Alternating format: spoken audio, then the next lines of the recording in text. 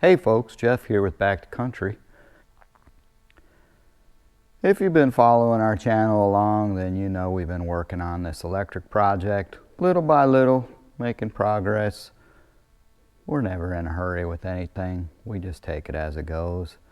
That's the beauty of being retired. We do what we want when we want, for the most part.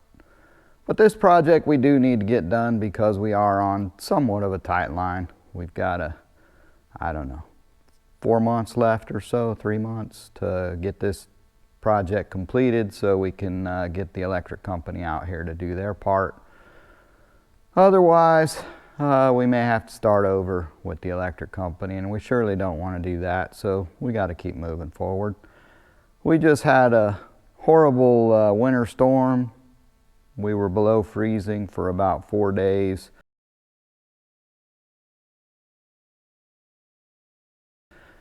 Up north, that doesn't mean much. I lived in Alaska for 3 years on a military assignment, so yeah, there's a big difference in the northern exposure versus here, but this is Texas, man. Come on. We ain't supposed to be like that in Texas.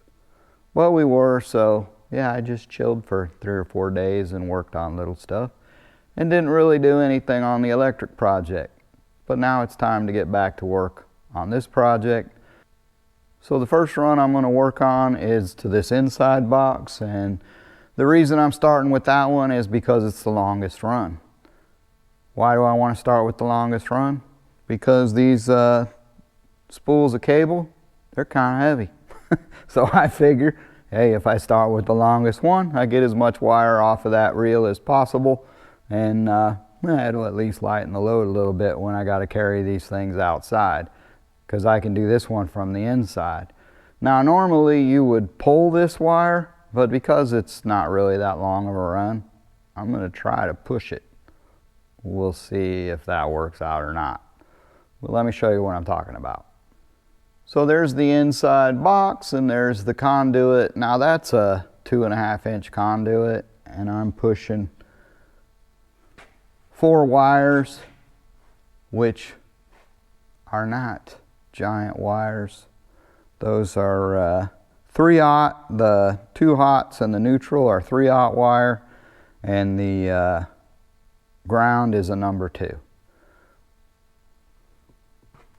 So I'm going to try to tape the ends of those together and just push it down to that conduit box and then pull it through, and then I can push it through the hole in the wall out to the transfer switch box, which is where this wire is going to connect.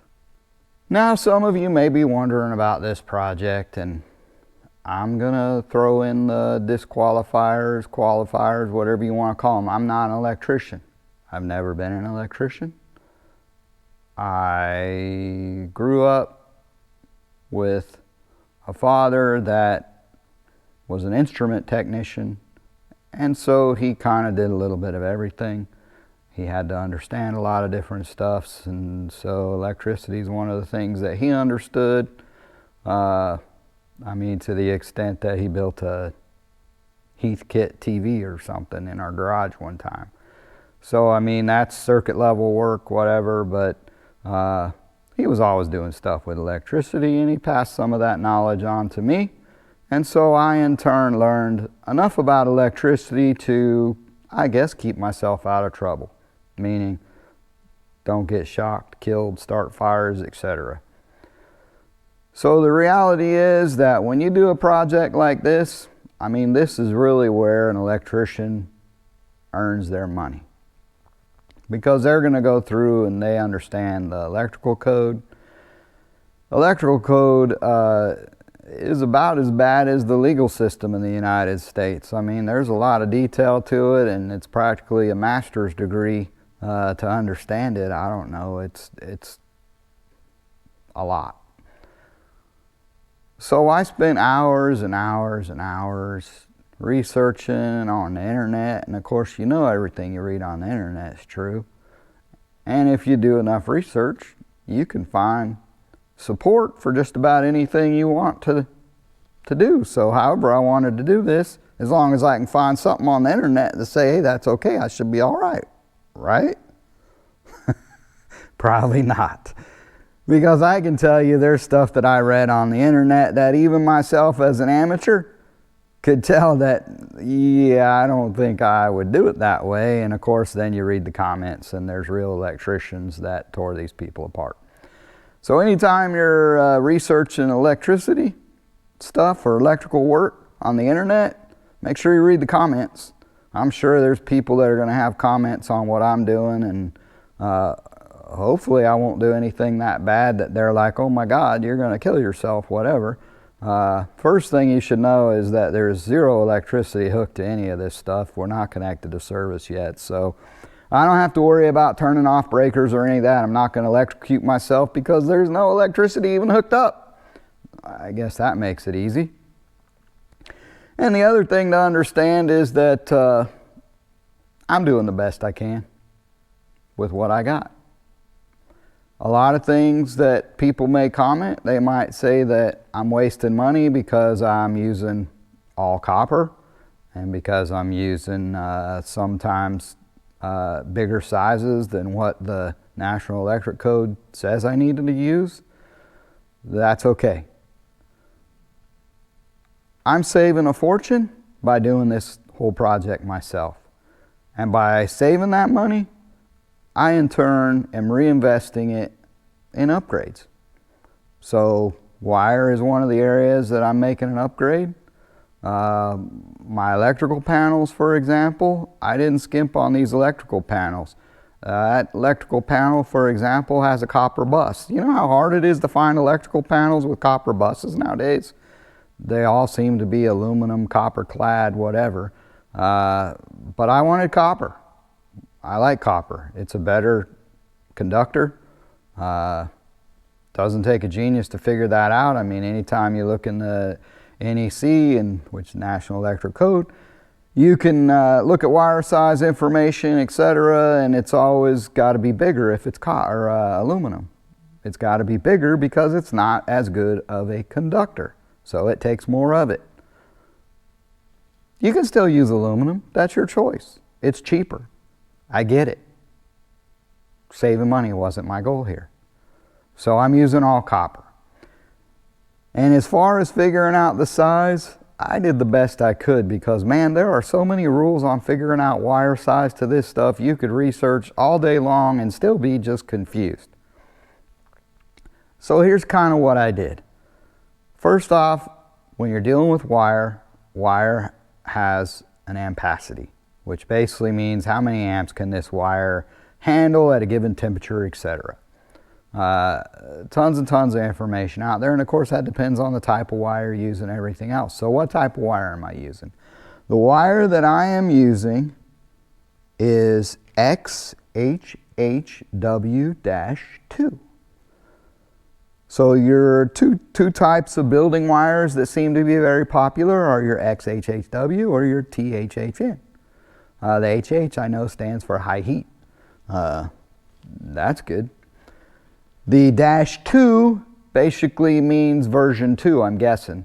2.0, whatever. It's upgraded, new and improved, I don't know. But it seems to be the better stuff. And as far as is THHN or XHHW, which is better, well, the XHHW, according to everything I read, is the better wire. I couldn't really tell you why. It's a little more flexible. I don't know. Better with heat? Yeah. But overall, just everything I could find said that's the better wire. So that's what I bought. Like I say, I wasn't going to skimp on wire. So the ampacity for that particular wire, 3/0 wire, the ampacity is 200 amps at, I believe, if I remember correctly, 75 degrees Celsius. So there's, ratings for 60 degrees Celsius, 75 degrees Celsius, 90 degrees Celsius. I don't even know what all that means other than it can get hot. Well, I don't want my wire getting that hot, period. Because if it's getting that hot, I would think it'd be melting conduit and everything else, and that just couldn't be good. But supposedly this wire can handle it. But let's just try to avoid that. So a lot of times there's all kind of rules out there, 80% rule saying that you should only run 80% of a circuit. So meaning if you have a 100 amp circuit, you should only really be running 80 amps over that circuit. Okay. Which means if I have a 200 amp circuit, then what is that, 160? 160 amps. Am I ever going to exceed that? Hell, I don't know. I couldn't tell you. Things change. Today I wouldn't exceed it. I wouldn't even come close to it. But down the road, I have no idea.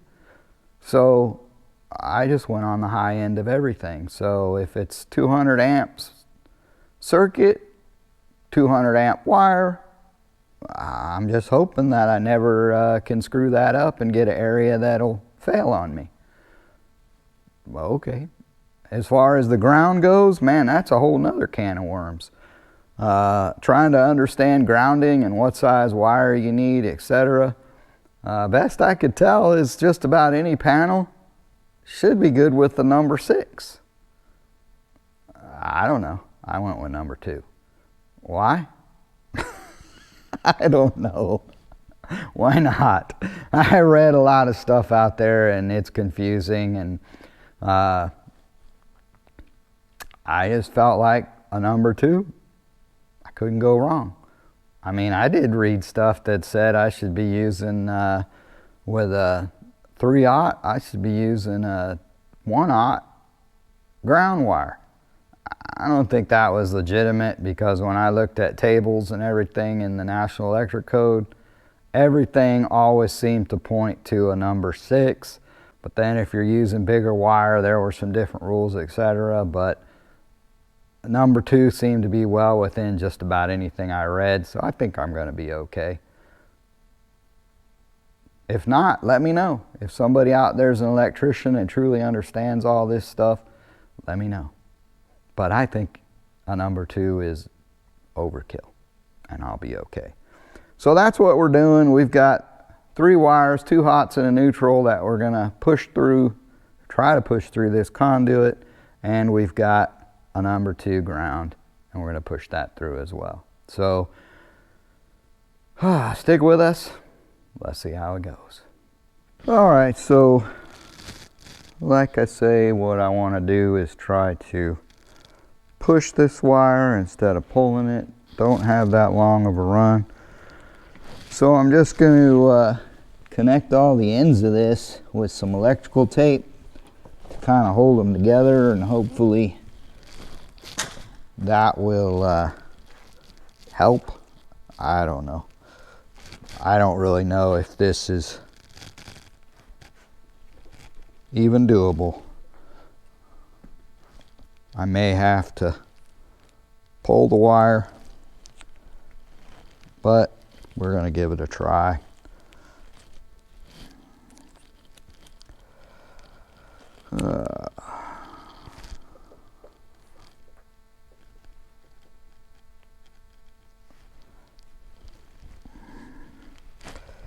This big heavy wire and doesn't want to cooperate at all.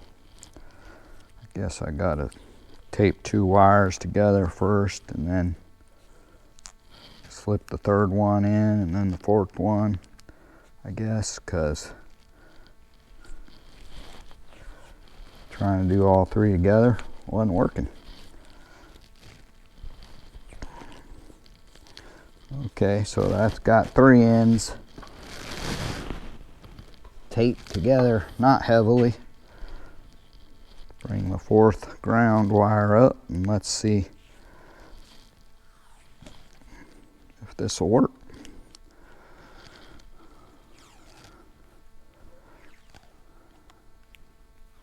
This may turn out to just be a really dumb idea. I don't know.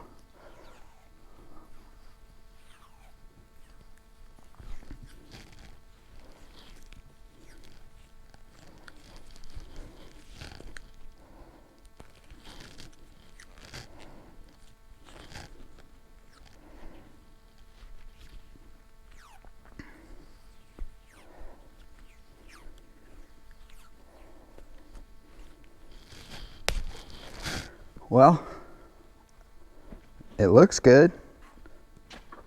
maybe. Problem now, I need to get some of this off the spools, so I got some wire to work with. I don't have any kind of spool hanger or anything like that. So, just gonna try to roll some of this out.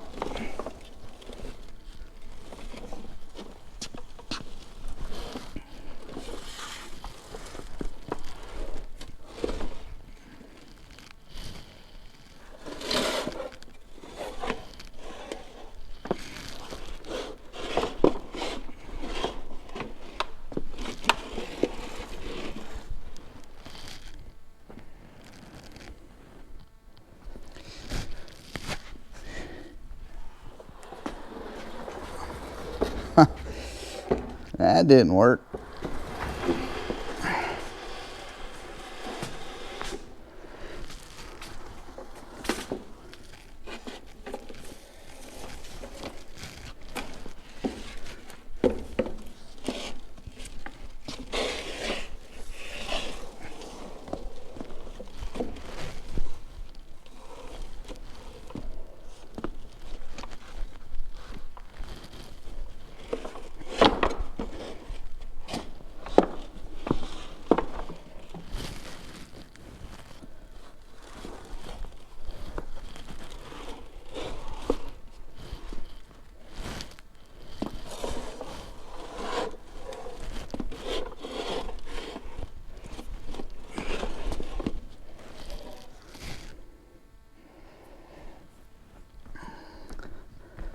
All right, we got some out, not very much.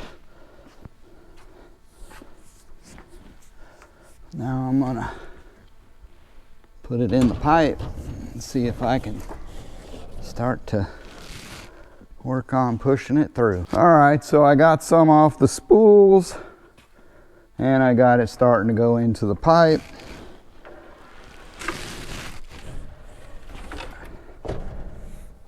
And I gotta get more off the dang spool. That's probably the biggest pain in the butt, is I guess you need some kind of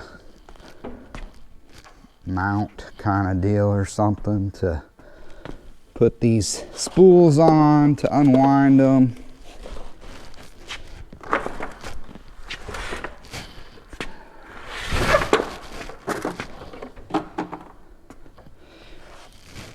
Especially the bigger the wire, hopefully by the time I get to trying to unspool that giant wire, that 500 MCM for the service wire, maybe I'll have a clue by then, because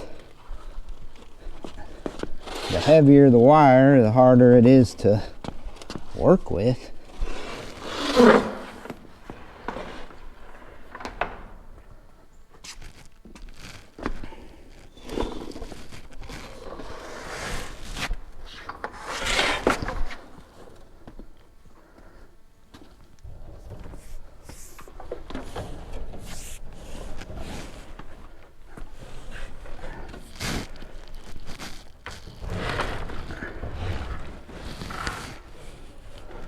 So pushing the wire through the pipe is easy.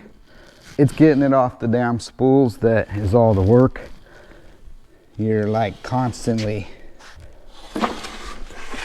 fighting against the spools.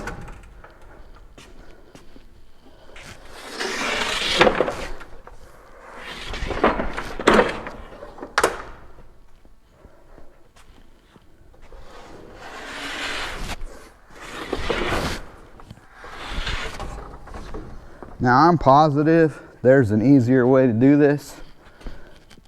Not sure what it is, other than, like I say, if you have them deals that you mount these spools on and everything, but they're pretty expensive and, you know, not really something I could justify buying.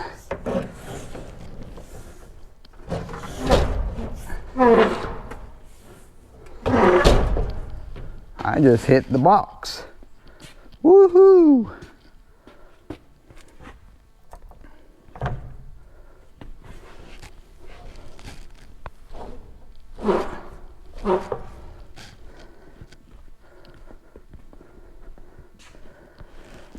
Now I'm not sure how many feet I need beyond the box, because it's got to go through the wall and then kind of up and over a little bit into that box. But we're gonna pull some through here and make a best guess. That's also why I'm not gonna cut the wire or anything until I'm good to go, so that I'm not gonna waste wire in doing this. The plan is to push the wire through, get everything at least to where it should be, and then I don't know, maybe I'll connect up the other end and then make the cut on this end. I don't know. Guess we're gonna play it by ear.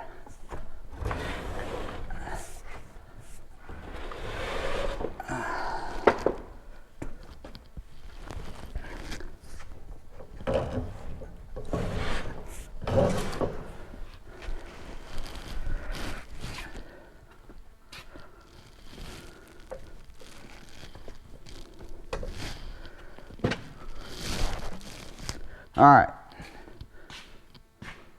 mission accomplished. So I push the wire through. It's a pain in the butt to get off the spool. That's my only challenge at this point. Hopefully that'll get better with time, I don't know. I left about 4 feet hanging out, and I'm gonna take some measurements and then go outside and open up that box and kind of guess, make a guess on how much I need to put through. And then we'll start feeding it through, and yeah, we'll just wing it. Come on, let's go check it out. All right, it's late in the day. Had to run to town earlier, so not even getting to this in a timely manner as I wish I would. I got tape here because this was one of my mistakes.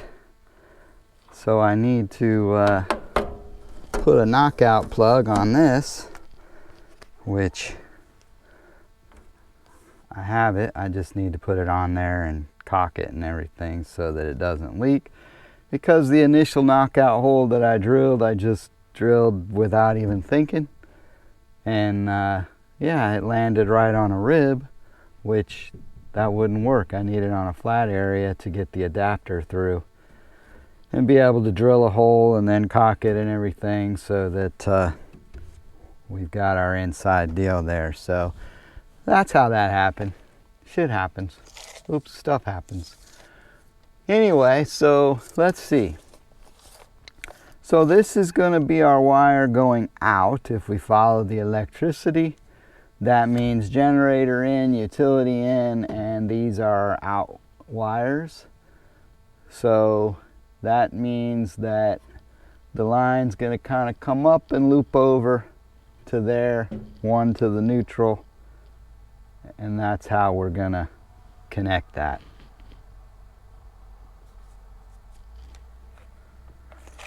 Hear cars going by down on the road. Now, it's like a quarter mile from here, so. But you can hear them. I always get confused whether they're coming here or not. So let's take a measurement here. Okay, so it's basically 8 inches to the inside. And that doesn't make sense. No. 7 inches. 7 inches to the inside. And let's just kind of wing this here and say So let's just push that 4 foot through and see what happens. It should be pretty close.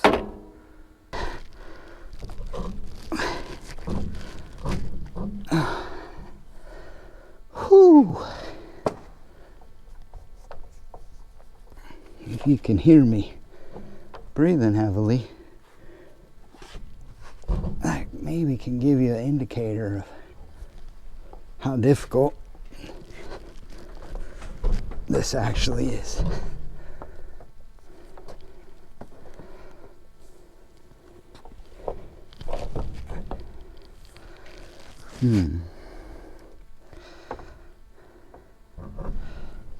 Okay, we're gonna scrap that idea and let's see if it's easier one wire at a time.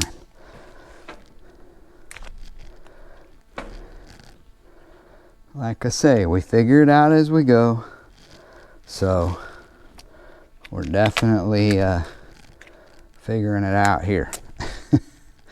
We're trying to anyway. Okay, so we've removed our electrical tape. That might have helped for pushing that wire, but it sure ain't helping getting it through this box. I can tell you already that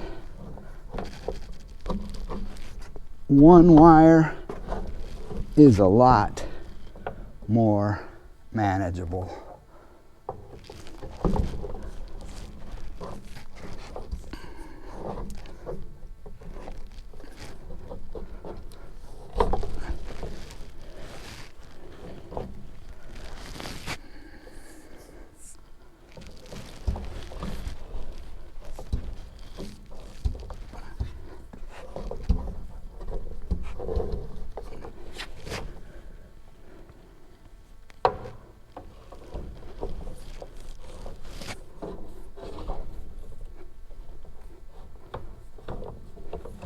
All right, I don't know if I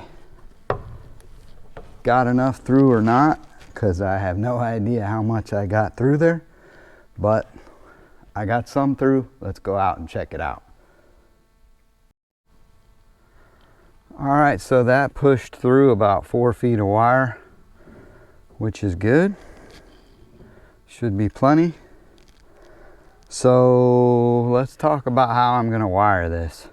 So basically you got 3 conductors, 240 volt system, 2 hots and a neutral. Your neutral block is up here. Your ground, because this is not the first disconnect, the first disconnect is over there, so that'll be bonded. We'll talk about that later. This one will not be bonded, which means a ground wire just grounds to the box, to these grounding blocks. And 2 hots. Now your 2 hots don't matter whether it's left, right, whatever. I went ahead and ordered color-coded wire because it was available. So the same price no matter what color I got the wire. So I went ahead and went red, black, white, etc. So typically black would be your line 1. Red would be line 2, white would be neutral, and green for ground. And so that's how I'm going to wire it, and I'm going to wire all my boxes the same. I'm going to just go left, line 1, right, line 2, and then neutral, of course, is always neutral, and the ground is always the ground. So simple enough. That's how we're going to do it. Let's get to it. Well, folks, we told you from the beginning on this channel that we would always show the good, the bad, the ugly, and we wouldn't hide things and be one of those channels that makes it look like everything we do is just perfect. Because in reality, life don't work that way, and neither does do it yourself, especially when you learn as you go. So yesterday, I was working on this wire on the first panel, and yeah, I got to a point where I discovered that I made a big mistake. So let me show you what I did wrong and how I'm going to fix it. So you saw I pulled this wire through and I finagled it and got it set up on the transfer switch on the outside. And so the next thing I needed to do was come in here, cut these wires, and get it set up on the inside. But before I made any cuts, I got to thinking. And, well, that can be dangerous by itself, but it needed to be done. So I got to thinking, and I thought about, okay, how am I going to route these wires? Now that's a good bundle of wires there. And so the normal thought would be to either come up this way or come up this way. Most likely, because of the sharp turn, it would be best to come around and go up this way. But if we look at this box, so my breakers fit in here. This is my neutral bar, and this is my ground bar. I know, this would normally be a ground bar, and this is the neutral bar, and this is the bonding bar, which because this is not the bonded unit, this would come off, and it wouldn't be bonded to the case. But I'm not doing it that way. I'm leaving the bonding bar on, and these are going to be my neutral bar. And then I added these bars to be the grounding bar. So the ground is to the case, which is not bonded to neutral, and then these will be my neutral bars, which keeps everything neat, because on a dual switch breaker, you basically the way that it works, it slots in here and connects to these two bars, which connect it to the two separate hots. And so you got two wires going in to connect to each pole on the breaker, which would be a red and a black, and that basically defines the two hots. And then your white would go to this neutral bar, and your ground would go to the grounding bar. And so each time a wire comes in, I can keep it all nice and neat and not have to go, okay, so my neutral's over here and my ground's over here, and run wires all the way down and around and across. No, I don't want to do it that way. It's kind of a mess. So this keeps it nice, neat, organized.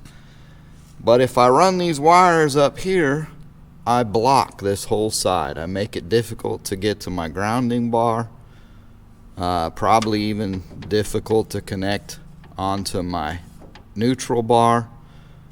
And down the side, you see I got tons of knockouts. That makes it difficult to get to these knockouts, and it just kind of makes it hard to do, because my plan was that this side would basically be connected to stuff that's going to be for the shop, and this side would be used basically for the living quarters, which means a lot of these knockouts on this side would get used and bring in Romex or whatever I decide to do for wiring up the living quarters. And this side, the knockouts will get used and bring in stuff for the shop. So basically that doesn't leave a good option for running these wires that way. So the reason I put the conduit here coming in was because it was easy. I really didn't put a lot of thought in it. I came out the bottom of my transfer switch on the outside, came right through the wall. It all worked out neat, and I brought it in that way. Had I have thought, I probably would have been better off coming out the top of the transfer switch and coming in higher on the wall. It still would have been one hole, the same thing. But I didn't do that. I didn't have the forethought to do that, so this is where I'm at. So now what do? I don't want to run those wires that way, so I need to make a change.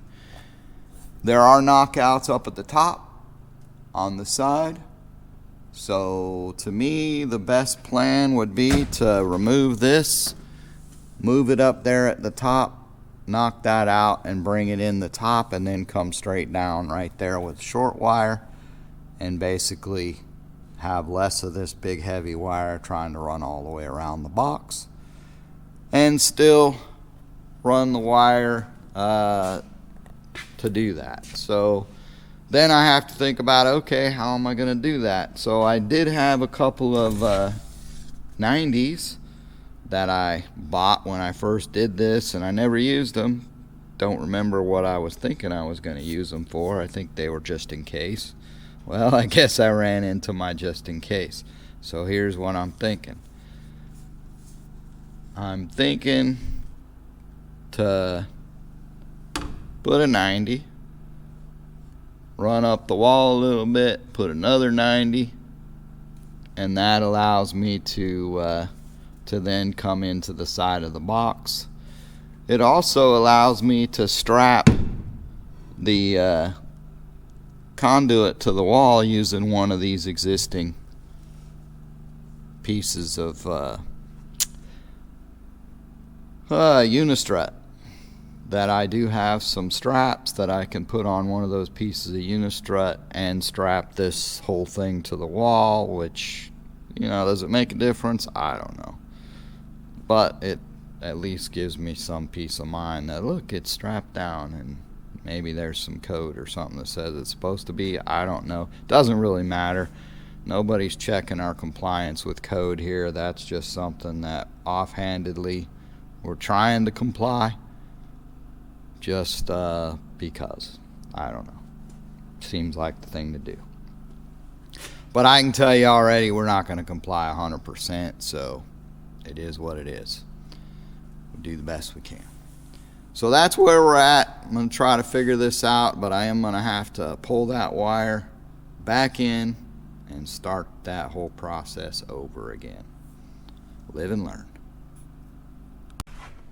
So here's the plan. We come out of the box there, we got a 90, we go up here, and then we sweep over with another 90 and go into the side of the box at the top. Is this gonna work? I don't know. I sure hope so.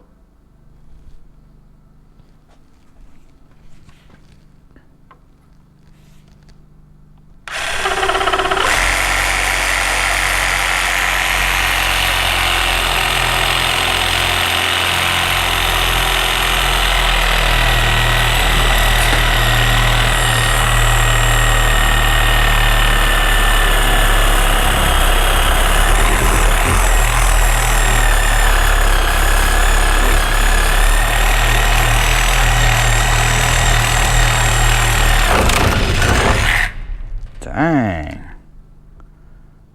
Would you look at that? Now, ain't that a thing? My DeWalt reciprocating saw literally busted in half. Still works fine, but the housing just busted in half. Ain't never seen nothing like that happen before. Dang. That doesn't speak highly of DeWalt. I never had nothing like that happen.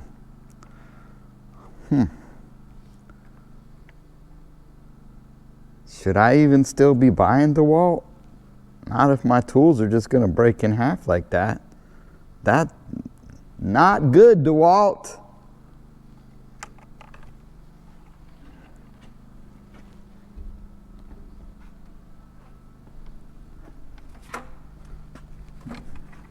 Now, how do I finish cutting this damn thing?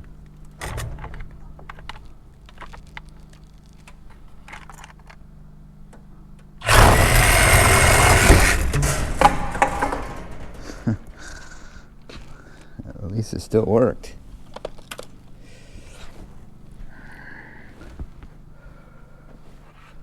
Okay. Always a new challenge. Basically, I pulled the wire back and reran the conduit so that it comes in at the top, and that solves the problem of not having the wire running all through the box. But before I pull the wire, I think I need to take care of one more thing. And the other thing I need to take care of is up at the top. I need to take out that knockout, run a pipe through that purlin, and so that I have conduit going up, because I need to go up to the top purlin above that to run my conduit to go all the way across the shop for the RV hookup. And I also want to run some other things as well.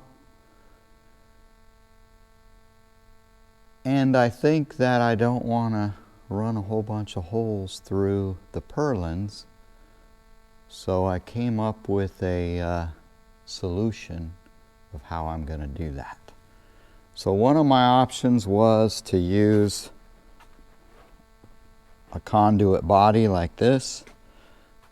These things are pretty expensive. I think they run around $60 or something like that, if you can find them. There's smaller ones, I don't know, 2.5 inch seems to be a hard number to deal with.